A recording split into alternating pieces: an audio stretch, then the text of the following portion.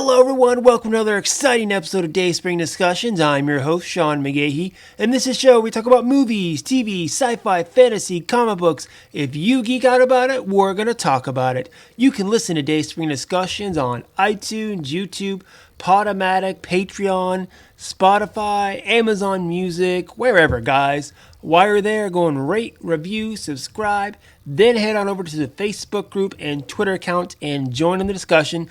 Don't forget dayspringdiscussions@gmail.com if you have a more lengthy topic you want to bring up. And you can find me personally, Slim Dayspring12 on Twitter and Instagram. Well, hello everyone. It is a gloomy Tuesday here in Austin, Texas. Hope you all are getting your week started off right. I know I am just, pretty average week, I guess you could call it, but not too bad. Got a lot of stuff I need to catch up on. This weekend, of course, Falcon and Winter Soldier season finale. If you want, go over and check out my review on that. Me and my wife Lisa sat down for a little bit and discussed our feelings on the entire season of Falcon and the Winter Soldier, so you can check that out. And then, of course, fire back, let us know what you think about that. I still have not watched the newest episode of Invincible. I need to do that tonight. I also need to catch up on The Nevers. I need to watch the newest episode of that. One thing, though, I am happy is that the Oscars were on Sunday. I'm a big Oscar guy. I love the Oscars. If you follow me on social media, I was talking all about it on Sunday. This year was a bit of a hot mess as far as the production of the Oscars. That's done too. And, once they do the nominees, I try to see all the Best Picture nominees. I didn't get to do that this year, but I try to watch as many as I can, as well as some of the best animated and as many films as I could to be as knowledgeable going into the programming as I can. And, that means doing some research and watching some movies. That's all done now. With Falcon and Winter Soldier done and the Oscars done, I feel like I can get back to, my normal routine, my queues of my Netflix, HBO Max, Disney Plus, starting to build up a little bit more. I had them almost cleared out a month or two ago, and now they're starting to build up again, so I can go back and go into that Shadow and Bones series on Netflix. I want to check that out as well. So a lot of stuff I want to get to. Now I feel like I can actually, dig into that and, get all that taken care of. So, but something that did come out this weekend that I happened to check out was the newest rendition of the video game franchise Mortal Kombat.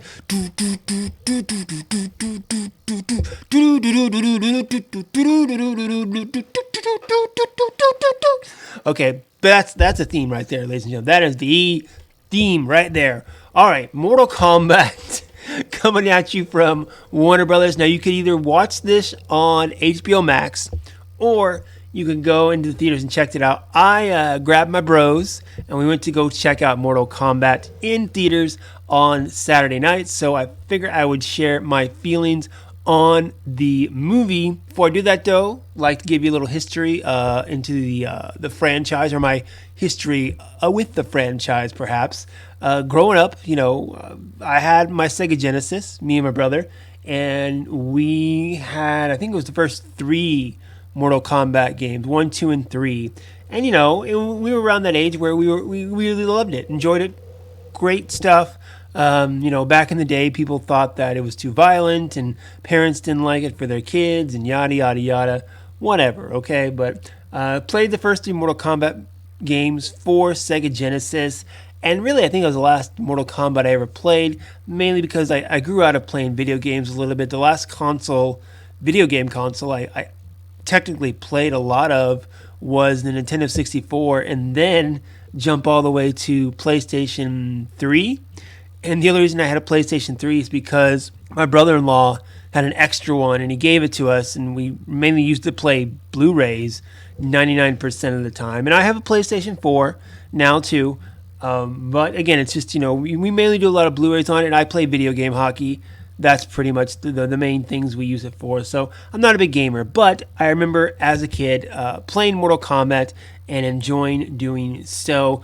The other thing I enjoyed was the 1995 adaptation directed by Paul W.S. Anderson. Yes, the guy who did all the Resident Evil movies. He directed Mortal Kombat, the movie, back in 1995.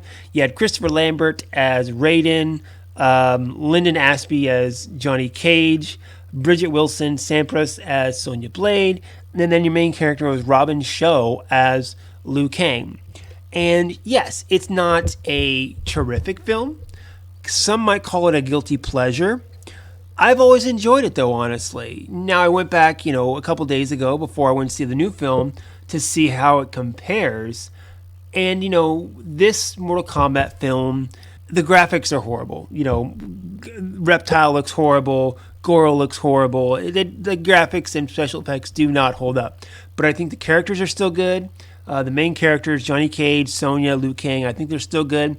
Solid story to go along with it, too. And of course, I still like the fighting. Liu Kang versus Reptile is probably one of my favorite fights, as well as Johnny Cage and Scorpion. Those are probably my two favorite from the movies. So I still enjoy this film as long as, I can take it for what it is, which is a video game adaptation, And it's because, there aren't a lot of great video adaptations. And for a while, I think this was still the number one up on the pedestal that others, I would say be compared to, but at least try to reach somewhat of that height. Now, 2 years later, they had Mortal Kombat Annihilation, and the original Mortal Kombat came out, and I think I'm 12 years old or so, and I thought it was so cool. I loved it. Of course, I loved the video game at that time, so I thought it was so cool. Mortal Kombat, the movie, Mortal Kombat Annihilation, even though I was a little older, 14, 15, whatever, I still realized what a piece of crap that movie was. It was total dog shit, and I don't think I've seen that movie since it came out in theaters because I just thought it was so horrible. Now, since then, of course, you've had the Mortal Kombat Legacy, I think, came out with back in 2011. I never actually watched that. Again, I've kind of strayed away from, video game franchises, especially since a lot of video game movies aren't that great. Just off the top of my head, I think probably the one besides the original Mortal Kombat that I enjoyed the most was the latest Tomb Raider film. I really enjoyed that film, actually. I thought that was pretty good. And I guess Sonic the Hedgehog, that counts, right? Video game movie. So I enjoyed that one as well. But let's be honest, video game movies mainly suck. But there was a time in Hollywood when a lot of comic book movies sucked too, and they got better. And I think, the same can be done for video games. If you can take the story of a video game and craft, good actors, good production, everything around it, you're okay. I mean, they made movies about Legos.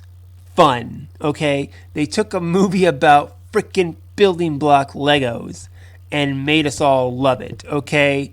You can make a good movie with anything, okay? That's just how it is. Video games are no different. So with this one, Mortal Kombat coming out, directed by Simon McQuoid. Now, the thing about Simon McQuoid is he hasn't directed shit, okay? First-time director. And then also the writer, Greg Russo, hasn't written shit. So really, first-time director, first-time writer, directing this, franchise that I think, a lot of people are invested in, a lot are hoping to see a lot from. It kind of worried a lot of people, and I was one of them, definitely. Sat down, watched the movie. Going spoilers, guys. Of course, I never hold anything back, so if you don't want to be spoiled by things in this movie, pause, come back later, and we'll, talk about that then. So, Mortal Kombat. Now, the original Mortal Kombat film, it was about Mortal Kombat. They go to the island, they, participate in the tournament, and at the end, you have Liu Kang versus Shang Tsung for the fate of the world. This one, Shang Tsung is sending his minions out to take out the Mortal Kombat participants before Mortal Kombat actually starts. And I get it, if you just do a retelling of, say, even the 1995 film, where, they go to a place and they participate in Mortal Kombat, maybe it's not enough of a change for some people. I think it would have been fine, but apparently, they wanted to go a different direction. They wanted to have Mortal Kombat without having Mortal Kombat. And then one thing, too, they brought in a new character, Cole Young. What's going on is, Cole Young is a descendant of the Scorpion character, otherwise known as Hanzo Asashi. Is that how you say his name? I'm horrible with names, of course. So I'm going to say it's Scorpion, okay? But Scorpion dies hundreds of years ago at the hands of Sub-Zero. And honestly, does anybody know why Sub-Zero wanted to kill Scorpion or Hanzo? Because they were rival clans. Why? And I think one of them was Chinese, one of them was Japanese. Wasn't that something? I thought that's what it was too. But I never really got why he had this deep hatred for Hanzo. But anyway, he kills them. He wants to kill the entire bloodline.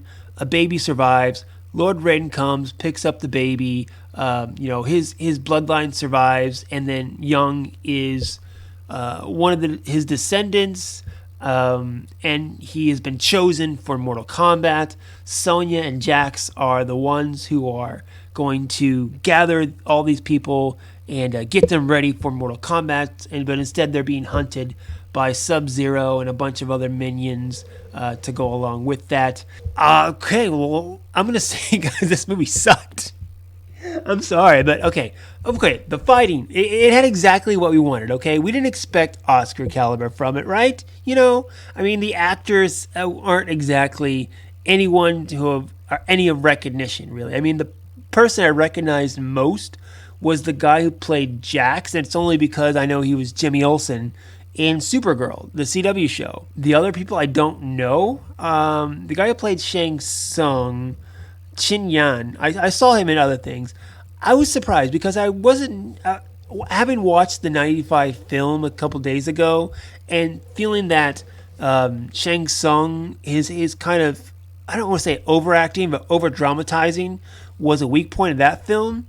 Where with Chin Han, I liked his character less because I feel like he did less. It was like underacting almost compared to the 95 version. That's just me. So probably the actor or actress I was most impressed with was probably the one who played Sonya. I liked her maybe the best out of all the characters because of her journey where she was, on this mission to recruit all these contenders, fighters, where she herself wasn't picked or chosen to participate in Mortal Kombat, but she took it upon her mission, and eventually in the end she became one of the chosen. Kano, of course, everyone got laughs from Kano. Kano was fun little character there. His little eye beam, in the video game he's got that robot eye, and that's how he shoots the beams. And with everyone else, they got their powers by, it's like they leveled up. They become such good fighters that they leveled up. And Liu Kang, got to do fire. And, what's his name? Kung Lao got to do some spinning thing with his hat. They became trained so much that they got to unlock their secret power. Cole Young, he had armor and some batons or something? I don't know. And then Jax, he unlocked the power of better robot arms. That's a far cry from someone who produces fire out of his hands, and it just seemed lame. I'm gonna say it just sounded lame to me. Now Sub-Zero was cool, of course. He was freezing stuff. He was doing some badass martial arts, and the end there where it was him versus Scorpion, I enjoyed that. But again, why bring in the character of Cole Young? Why make the character of Cole Young? There have been rumors that, they didn't want to, take these characters and make all these characters from the video game, have one be the main star and the others all be supporting. Well, why not? Because that's what they did in, again, comparing it to the 95 film. Liu Kang was the main star, then you had Sonya and Johnny Cage. Everyone else was below that.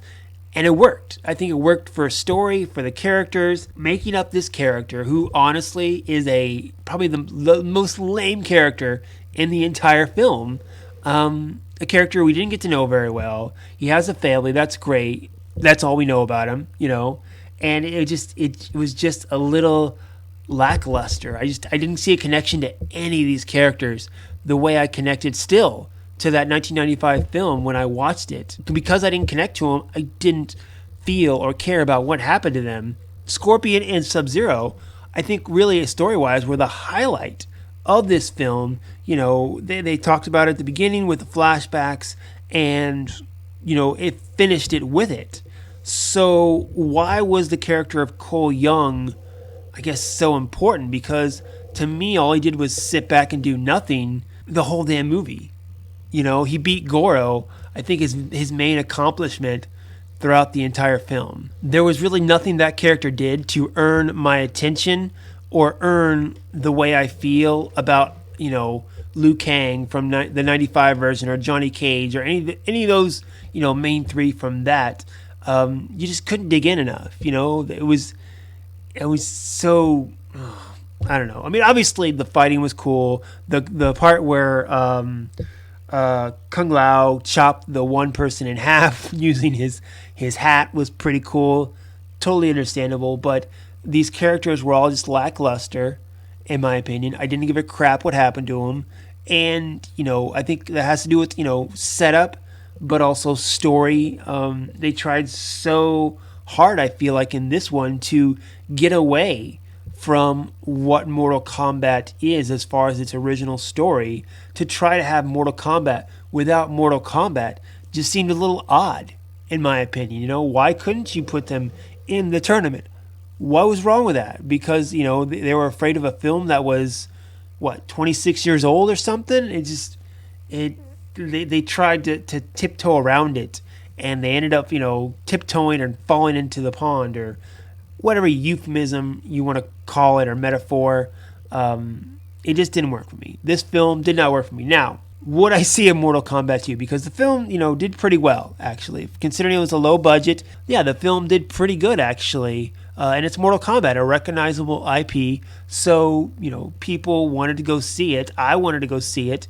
Will I want to go see a Mortal Kombat 2? I would say I'll watch it, but I'll probably wait for Redbox, unless, it's something that looks completely different from what this film is, as far as get a new director, get a new writer. If I walk in and I hear Mortal Kombat 2 is coming from the same director, the same writer, the same cast, I'm like, I'll wait for Redbox. I don't need to pay $10 to go see it.